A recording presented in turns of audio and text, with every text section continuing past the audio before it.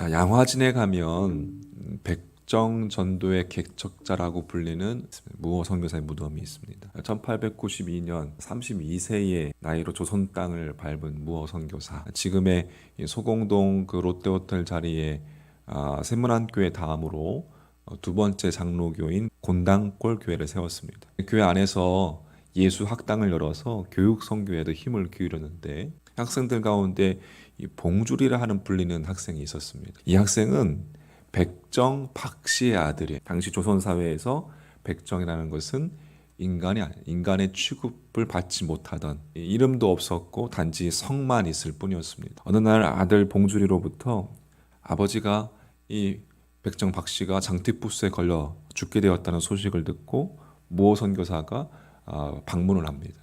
그리고 의사였던 에비슨 선교사를 데리고 가서 치료를 해줘요. 이 에비슨 선교사는 후에 세브란스 병원을 설립한 고종 황제의 주치의였습니다. 몇 번 방문을 통해서 치료하면서 깨끗하게 완치된 박 씨가 이제 이 무어 선교사와 이 왕의 주치의가 관심을 갖고 치료해 준 것에 감격해서 이제 곤당골 교회에 출석하게 되는 거예요. 나가게 된 거예요. 무어 선교사가 백정 박 씨를 환대했고 그에게 박성춘이라는 이름도 지어주고 또 세례까지 베풀어 줍니다. 근데 백정이었던 그 박성춘으로 인해서 곤당골 교회의 양반 교인들이 백정과는 함께 예배드릴 수 없다. 무어 선교사에게 백정을 내보낼 것을 요구하면서 양반 교인들이 교회 출석을 거부한 겁니다. 다 같은 하나님의 자녀라 하여도 양반들은 그들의 생각과 그들의 마음이 아직 바뀌지 않은 거예요. 예수님을 믿었음에도 불구하고 생각과 마음을 바꾸지 않았기 때문에 이들은 곤당골 교회와 결별을 하게 돼요. 그리고 양반을 위한 홍문동 교회를 따로 세워 나가게 됩니다. 교회가 백정 박성춘으로 인해서 분열된 것이죠. 자기로 인해 분열되었다는 것에 난처해진 이 박성춘은 교회의 빈자리를 채우기 위해서 자신과 같은 백정들에게 전도를 하기 시작합니다. 백정을 사람 취급해주는 교회가 있다. 그러면서 서울뿐만 아니라 수원에 있는 백정들에게까지 전도하였고 그 결과 사람들은 양반교회였던 이 곤당골 교회를 백정교회라고 불리게 되었습니다. 후에 이제 갈라져 나간 홍문동 교회의 양반 교인들이 자신들의 잘못을 뉘우치고 무어 선교사에게 다시 되돌아옵니다. 양반 교회인 홍문동 교회와 백정 교회인 곤당골 교회가 합쳐져서 인사동에 있는 승동 교회가 된 것이요. 그때가 1898년. 당시 100여 명의 교인 가운데 30여 명에 이르는 사람들이 백정이었다고 합니다.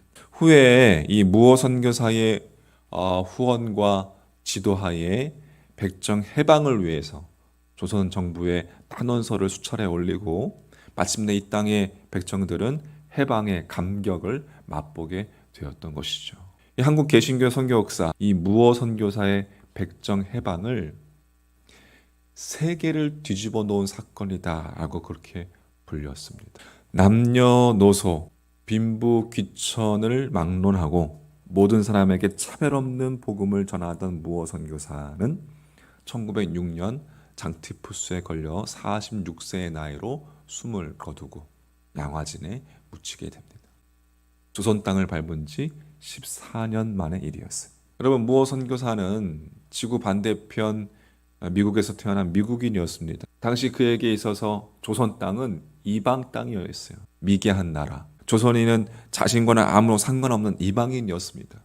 그러나 한 사람의 미국인이 그리스도 안에서 그의 생각과 그의 마음이 바뀌어 복음을 전하자 수백 년 동안 인간 이하로 취급되던 조선의 백정들이 해방되는 대역사가 조선 땅에서 일어나게 된 것입니다. 또한 그뿐 아니라 봉주리로 불리던 그 백정 박성춘의 아들 역시 박서양이라는 이름을 얻게 됩니다. 그리고 세브란스 의대 1회 졸업생이 되어서 세브란스 병원 그 의대 교수로 재직하게 됩니다.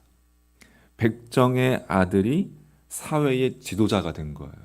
2000여 년 전 베드로가 주님 안에서 그의 생각과 그의 마음을 바꿨기 때문에 유대인들은 사람 취급하지 않던 이 무두장이의 집에서 머물며 인간의 신분과 직업에 대한 그릇된 계급 의식이 타파되는 물꼬가 트이게 되었고, 또한 이방인들에게 복음을 전하는 일들이 일어나게 된 것입니다. 결과적으로 이 모든 것은 한치의 어긋남도 없는 성령님의 인도하심이었고 성령의 역사였다는 사실입니다. 할렐루야.